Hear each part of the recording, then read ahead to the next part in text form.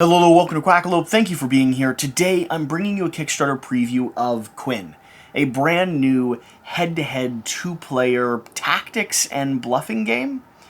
In this Kickstarter preview, I'm going to break down exactly how you, an overview of how you play this game, what some of my initial impressions or experiences have been, and also some of the things I think you should be aware of or at least paying attention to when it comes to the Kickstarter page itself, and if you're determining if you want to add this game into your collection. Quinn is going to follow in the line of classic abstract two-player games. These tactic games like chess or checkers where you're maneuvering pieces on a board trying to accomplish a very singular and specific task. In chess, it's capture the king. In checkers, it is take over and remove all of your opponent's pieces. And here, in Quinn, it is to get light one of your individual pieces into the first site, or the center of the board. Everything else you're doing here on the game state, all of your different pieces and abilities and movement patterns, all of those are going to be leaning into that one very singular objective. Both of you trying your best to bring light into the center. Now, that is easier said than done. In fact, at the start of the game, you're only 5, or potentially only 5 moves away from that center position. But because every single piece has different properties, different movement abilities, different shifting and ways that they interact with the board, and because all of your opponent's pieces during the course of the game are going to be hidden from you, with interchangeable faces so that you can change exactly which unit is carrying which sort of icon, but also so that you can swap out and change the demographics of your army. This is going to be a lot more complicated than just moving 5 spaces forward and capturing that center point. Unless, of course, that is the strategy you pick, and then it very well could be a viable objective. Now, I did say that there is one singular objective, and that is to bring light into the center. The other way you could win, or in other words, lose the game, is if your piece, which contains light, is captured by one of your opponent's pieces, which could be positioned anywhere here on the board. The thing that makes Quinn interesting, the reason that I think it is worth paying attention to, has to do with the depth of strategy combined with this unique blind bluffing element. The way you're maneuvering and manipulating pieces on the board, the way you don't quite know what your opponent is interacting with. The way that every single piece has its own operating system, rules that it has to follow, but also abilities that it gets to utilize, and mathing out or determining exactly what pieces you might be going up against during the course of the game adds a really nice layer of charm to the experience. And it would begrudge me if I didn't note that the rulebook is sitting right here on this card. Now, there are some elements of this that are heavy and in-depth and took a little bit of back and forth for us to really work out exactly how everything operates, but genuinely, by reading the front and back of this, you can get started with the game. Now, that's a little deceiving because the strategy and depth of choices in this game, from positioning your pieces from the initial start where you're choosing what pieces you're putting on the board, to the way that you position them, to then how you implement your strategy and react to your opponent's movements, all of that is going to add complexity to what seems like a fairly accessible rulebook. In fact, they've done us a favor and potentially themselves a disfavor in including this little mechanical-looking notebook here, which is called the Quinn Strategy Guide, giving you options and different phases to play in and different scenarios that you might want to interact with, all of which was genuinely above my head when it came to approaching my initial thoughts around this game. In fact, and I'll read some of the flavor text at the very end if you're interested, because after all, this is a Quackalope video, but I think there's one element that really emphasizes how I felt digging into this strategy guide here. If you're not completely confused by quantum mechanics, you do not understand it. John Wheeler. And I think there's a heart and soul of that here. If you're not a little bit confused when you initially sit down, or when you're initially looking at what this game is, well, then you don't fully understand it. If you're not perplexed and intrigued by what your opponent's doing or what they could do or what opportunities there are on the board, then you haven't played it enough. So, my thoughts around Quinn. Before we dig into special abilities and everything like that, let me tell you a little bit of my experience. I was genuinely intimidated and a little put off the very first time that I sat down to play this game. There is a lot to get your head around, and you initially think that it's going to be pretty straightforward. Pieces move in accordance to certain specific rules, but then you start figuring out that they can interact with each other. And we'll dig into this again in just a moment, but the variability in movement, the ways that reflections can pull or push light, the way that if you bring a peripheral here onto the horizon line, you'll be able to pull things around the bend, or like the gravitational pull of this space you're playing in. These things start twisting into knots, into puzzles that you're trying to solve, and the first time I sat down to play it, sat down to dig into that strategy guide itself, I was both confused and genuinely intimidated. And then, since a game session only lasts 15 to 20 minutes, after we got done with the first session and we started realizing that I could have positioned a few of my pieces a whole lot better, or maybe I have a new strategy that I want to deploy, this game left me wanting to play again. And so we did. We sat down, we played a second game, which was interesting and dynamic, and we both used different strategies and different combat systems, and that second game left me wanting to play a third. And so when Sean comes back over this evening, I think the plan is, at least in my mind, to sit down, teach Max, and probably play a third session of Quinn. This has, at the moment, scratched a very interesting itch. It is an abstract puzzle that, for me, because of the blind bluffing elements to it, is really, genuinely, pretty interesting. And so that's where this sits with me right now at the moment. I think it is highly, highly engaging and something that is worth checking out. Now, is it going to be right for you? I'm not entirely sure. That's really going to be up to you to determine. I think that if you like these abstract puzzles, if you enjoy two-player games that take 15 to 20 minutes, that encourage multiple plays with a single opponent, Quinn is really going to shine on your table. And along with that, if you like some of those other competitive two-player games, you know, those tactical movement games, like I said, chess and checkers would be the cornerstones of this space. Again, I think Quinn has a space where you would enjoy exploring exactly what's happening here. So, what exactly is happening here? And I want to take the time to do this because, like I said, this was the most intimidating part of this game, and so when you're swinging over to the Kickstarter page, I want to have broken down some elements of this for you so that you at least have your head around what we're talking about. Now, this center map here is going to be manipulated in a very interesting way. First off, all of your pieces will start out here on the exterior, and you'll be able to place them in any orientation that you like, and you're always going to have some left over that you can pull in or summon later on throughout the course of the game. Now, this is important because your strategy will be potentially built off of how you position your pieces and what pieces you include on the board. You don't even have to start with light on the board. In fact, you could summon it in mid-game and use a reflector to pull it up into a certain specific position. And again, we'll get into pieces in just a second. Along with that, this board is going to consist of direct lines. You can kind of see them streaking across here from the top shot. A center area, that is where you're trying to get to. A ring here in the center where you can maneuver around. And a horizon line, which is going to be inaccessible to everyone except your peripherals. I had to check the term there. So, here on this board, the way your pieces will be moving is always going to either be in a straight line or around a ring.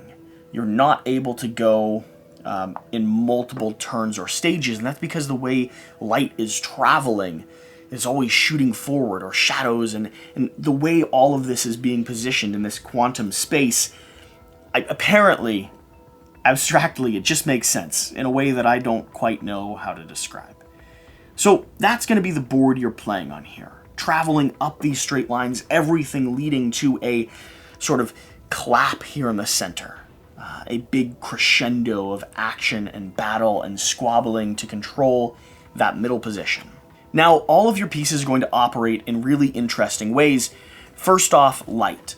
Light is going to be your main cornerstone. If it makes it to the center, you've won the game. If you capture your opponents, you've won the game. Or if yours gets captured, you've lost the game.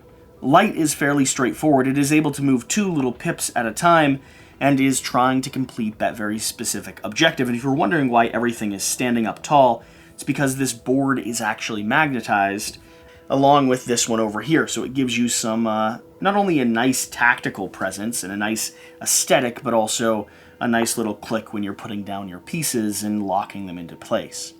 So the next mechanic, the next item you're going to have is going to be artificial light. These sources cannot be placed on the board immediately, but can instead be summoned in. They do not count towards your win condition, but they will work to divert attention, fill the board, and potentially flash or crash against other pieces, some of your opponent's other pieces. They can knock out any other piece except for time and reflectors. Next is going to be a shadow. A shadow is going to be able to move 7 positions, and this is going to be major. So a shadow could go 1, 2, 3, 4, 5, 6, 7. Split across the board, crashing into another one of your opponent's pieces, causing them both to flash at the same moment, and shadows are going to be able to destroy all but time or voids. Your next piece is going to be a reflector. Reflectors work by pulling light to them, placing them in an adjacent zone. And so if I was using a reflector here, if this was light and this was a reflector, I could then summon it and lock it into position right next to where my reflector was, either pulling artificial light forward, flashing into an opponent, potentially causing a little bit of chaos there, capturing some of your opponent's pieces, or positioning my own light in a position close to or near that win condition. Next, we're going to have memory. Memory is going to be an item that you can use to switch positions with another piece. So if this was memory here, both of these would just swap positions. Could be swapped with any other piece on the board.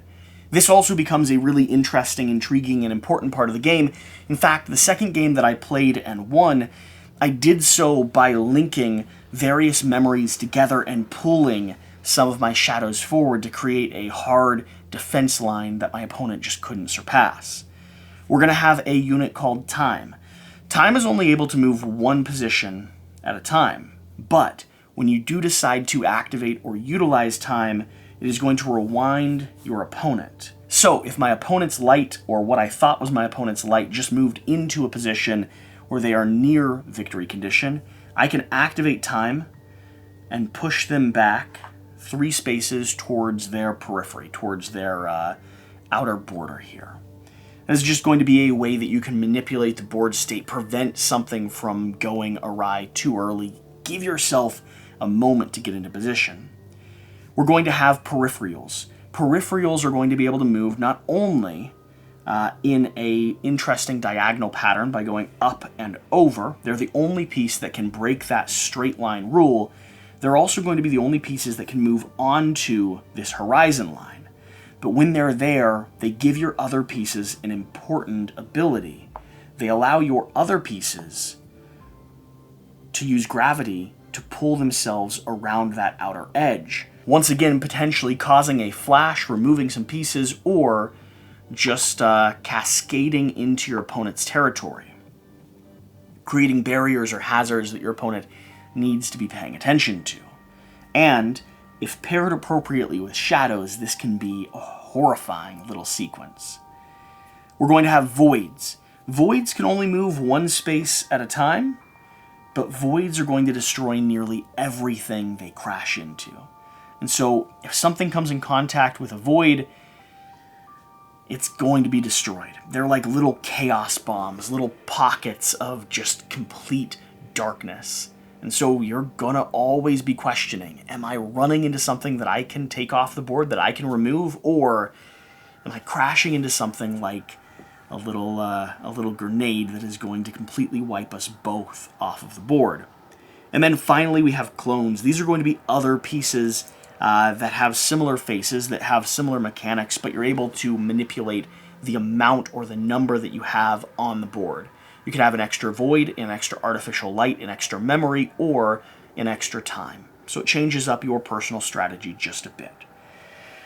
So that's a breakdown of Quinn, of what it is, what it does, why I think it's worth you paying attention to, and a little bit about how these game pieces operate on the board. It really is a whole different thing when you're sitting down in front of it and playing it. Again, my initial impression and first play experience was genuinely skeptical. And now, I'm excited for Sean to show up again so that we can give this another swing. If this is your style of game, if this abstract, head-to-head, two-player, tactics-style game is something that you think you'd enjoy, I can certainly attest that you should give Quinn a close look. And with that being said, I did promise that I would do my best to dig into a little bit of this flavor text. Before we end the video, I film B-roll, and I go ahead and get this edited for you. So, let's dive in. Life is not about you versus them. Every challenge you face will be you against your own limits. Always. A tale of quarks. First, in the subatomic realm, there was nothing. Then, unfolding like the square root of zero, there came a magnetic field, gold gravitations and ribbons like foil from the ether. The microgalaxy swirled, blending out of itself impossibly, and still, as these lines curved out, golden in the ether of absolute beginning, without an eye to see them, still they were barely two-dimensional. The miraculous began. On the edges of the galactic field, lost in zero gravity, little teardrops were forming, quarks like ivory mints flickering with power coursing through the air, hovering, rising out of the very plane of possibility, tethered by shimmering bolts of energy. 17 little orbs became. Then across the golden field of galactic smallness, as if in a mirror, came 17 anti-quarks, blacker than night in their own zero-gravity unworld, exactly like those first ones, but in every way their rival. Then something even weirder happened. At the center of the field, a hole opened. There was no sound, no pop, just one moment, nothing was there, and then next, well, a hole in the nothing. Then this started spinning, slowly at first, then faster and faster. The quarks, drawn by this motion, were quivering, and then with a rush like a waterfall, started racing forward towards the spinning hole. The fastest ones were the darkest, the shadows, and even though these stayed connected to the planes of the ether by their zap and zigzag cords, they still shot forward so fast that they could barely be said to exist at all. The quarks came in more flavors than any physicist could have guessed, including odd, spontaneous creations, peripherals curved around the edges, against the flow, and memories flashed with all kinds of odd thoughts, jumping around the field like they couldn't even care for the rules of the world. Then they suddenly stopped.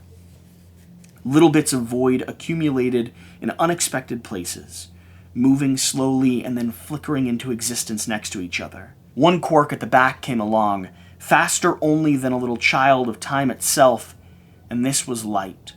Though they all had names, who knew where from, and each flavor seemed to have rules that governed its tiny self, though they had nothing to do with anything else, they were, from the start, little mysteries to each other, both there and not there at once, as if their identities didn't even quite exist until they ran into their anti-self.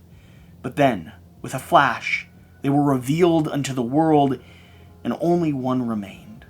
So long story short, eventually the field of nothingness drew bits of everything towards that rotating hole in the middle, and they were popping into and out of existence like water balloons in a rainstorm. The light came face to face with the anti-light. In the darkness, off to one side, two giant totems looked on, fierce and shadowy pillars, faces stacked on faces, like gods of Egypt built out of Legos. One of them turned eerily, impossibly, as if it were alive. Just that micro moment, in that infinitely small battle for existence, a shadow burst out of the galactic field, but on the wrong side of it all, and raced forward down a long golden ribbon toward the anti-light, which spun around its lightning cord, and as the light itself slid surely forward into the center of it all, with a rush like a waterfall, just like that, everything whooshed and washed, and then was gone. What remained, what became, was just one quark, one photon, one light. If you are not completely confused by quantum mechanics, you do not understand it. John Wheeler. So there you have it. Just a touch of flavor text, a touch of lore, a theme and story that I'm still trying to wrap my head around. Thank you for watching. Swing over to the Kickstarter page, link in the top description of this video. Leave a quack if you do decide to back it because you watched us here. And whatever you do, remember to do the important thing. Get out and play some games.